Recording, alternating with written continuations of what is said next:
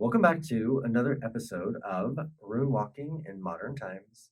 I'm Ken, your host, author, runewalker, and shaman of the Northern traditions.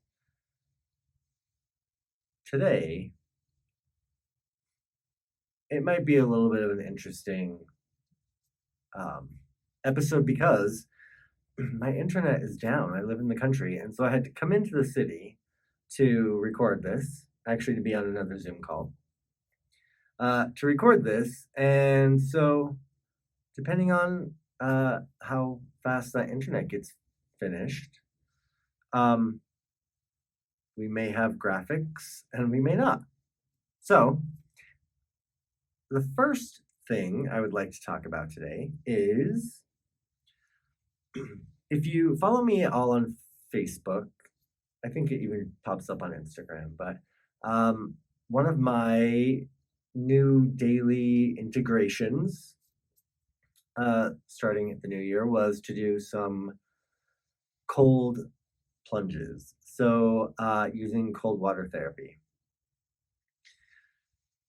When I did this on Christmas Day with a friend of mine, we were driving up to a lake, a reservoir, and the thing that I said to her was, gosh, I don't know how long I'm going to be able to sit in because it's been a while since I've done it. The thing she said to me got me thinking about a lot of things, but back to the cold water plunging. She said, it's only cold water, and we think we're so used to being warm. We're so used to having heaters and heated cars, and we don't have to be outside. We don't have to get acclimated to the cold or the heat. So really, our ancestors had the same cold as we do, maybe a little colder, but they acclimated. And winter it was colder and summer it was hotter. So I really took that in and I thought, it is only that. Yes, our human bodies are fragile and we can't be cold too long, go into hypothermia and all that stuff. The very important things that we need to live, don't want to have happen. But what got me thinking about was because that was a mental thing that we've gotten used to, and we think about it being cold. Some people think about it being cold at 70 degrees. But it is about our interaction with the things around us and about our mindset about that. So I would like to explore that this year with a lot of things that maybe we or I have grown accustomed to. And we're going to do that with the runes, using the runes. So got my bag of yew tree bogwood runes, and I'm asking to be shown how one of the threads, one of the ideas that I've become accustomed to, that limits me, right? Okay, we have two, so I feel like I should, so I'm going to read them as the first one, and then the second one giving a little bit of clarification to the first. We're going to dive into reading the poems from my book and see where that takes us. So I knew the first one was going to be Cweorth. I knew it. Cweorth. Hopefully it appears here. And Jera. So let's begin with Cweorth. I cannot get rid of that room. Can't shake it, man. I can't shake it. 63 and 51. I can't shake it. So Cweorth. Sometimes I like to, in my book, sometimes I like to, if I pull several runes in a row, I will read the poems back to back to see what new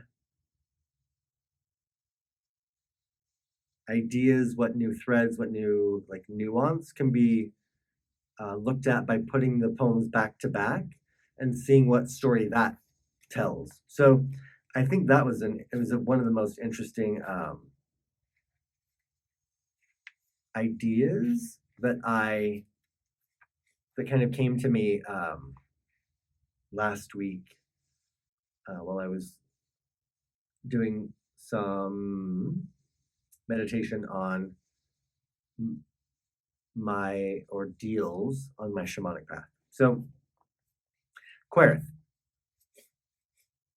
Smoke fills the air, rising high from the neatly arranged aspen logs cradling the dead. Flash, crackle, towering inferno, consumes all, leaves shards of bone. The ash blows in the wind, rising high to sail on the winds of the four deer. A year and a day. Cycle, yes. Cycles, yes. Reward after hard work, yes. Knowing when is key. So that was back to back Cweorth and Jera. Sometimes it helps to galder them. Galdering meaning creating the vibration of saying their name over and over, which can be meditative and can help to align us with those runes, which then leads us to what does this look like? So I'm going to read the two poems once again. Smoke fills the air, rising high from the neatly arranged aspen logs cradling the dead.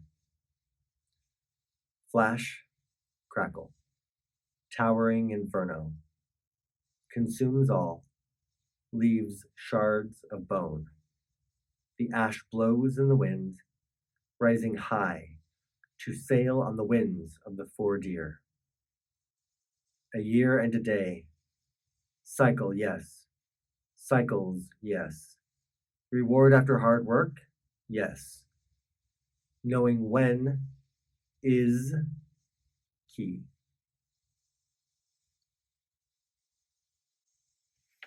So part of in the book, I have the themes and stories. Themes and stories of Cweorth are funeral pyre, rapid transformation, death, and release of spirit. For Jera, growing cycles, timing, harvest, and intention. The deities associated, we have Surt, and then with Jera, Jord, and Nerthus. We're going to Galder for a minute. I'm not an opera singer, by the way. You don't have to be.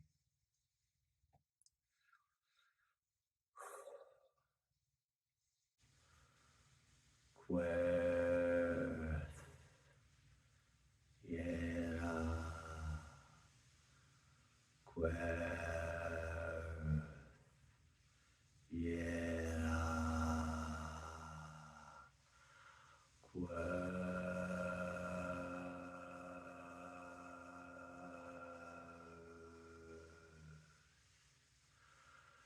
Jera.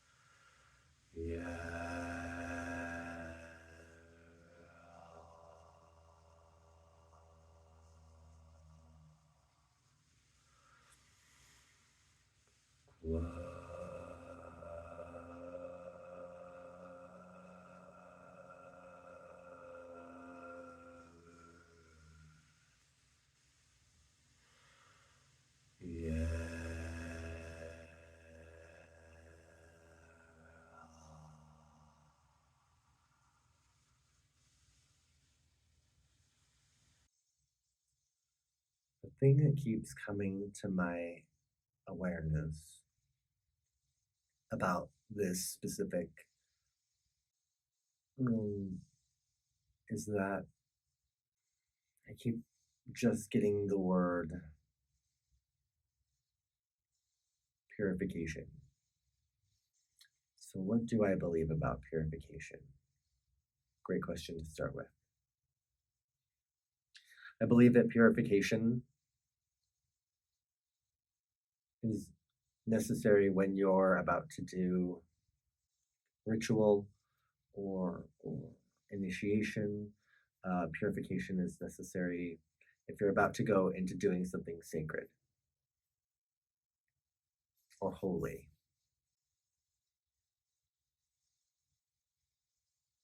And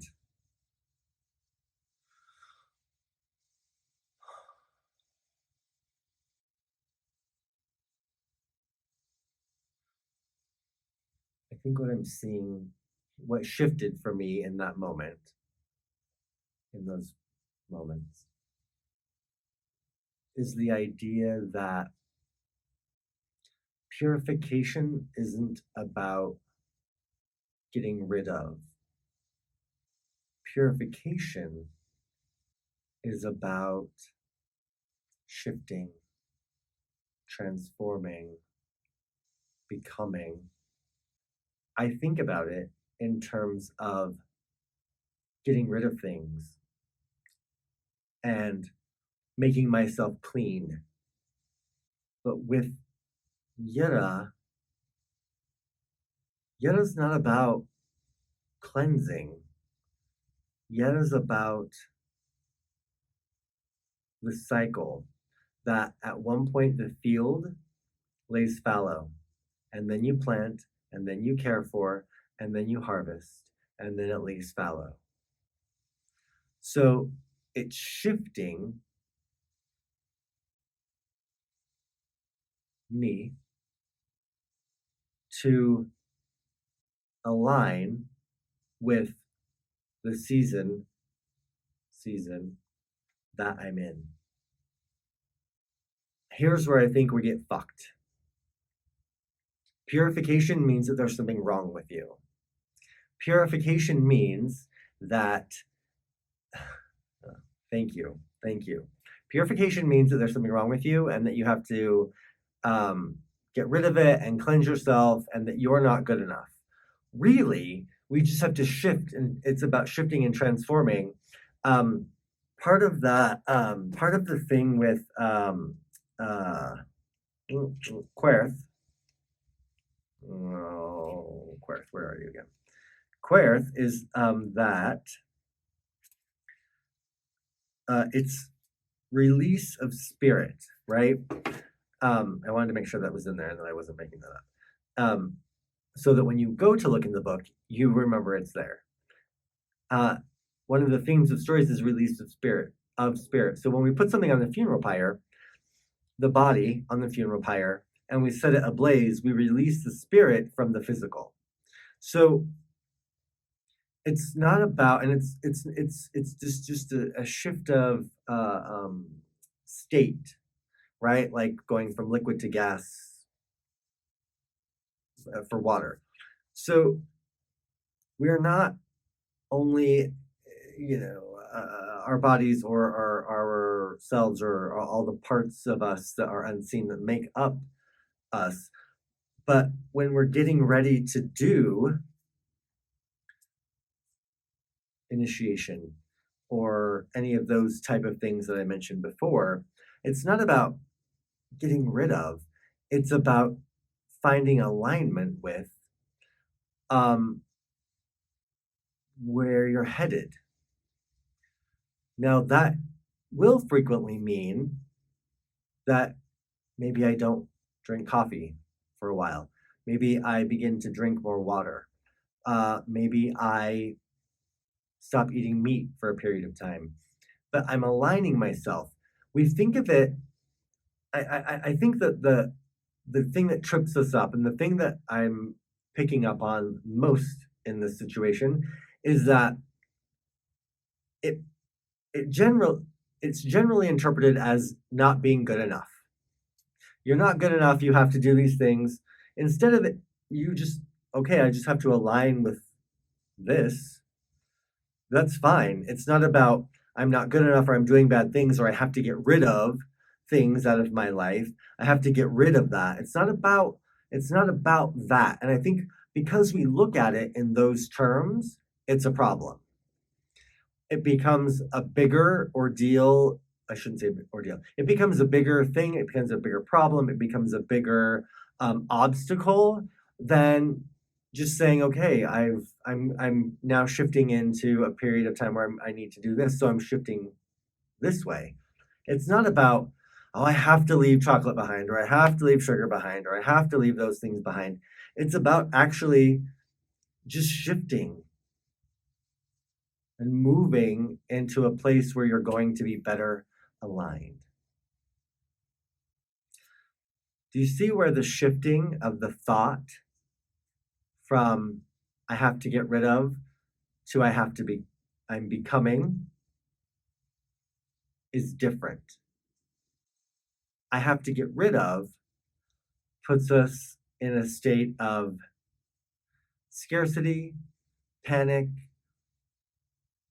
loss, fear. So then we spend too much time there instead of this is where I'm going. And yeah, I'm going to pack my suitcase. I might not bring everything with me, but I'm packing my suitcase because this is what I'll need to do and need to have to go forward.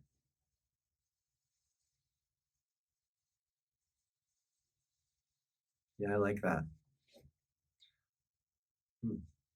So, thanks for hanging out with me today. And thank you for accompanying me on the journey,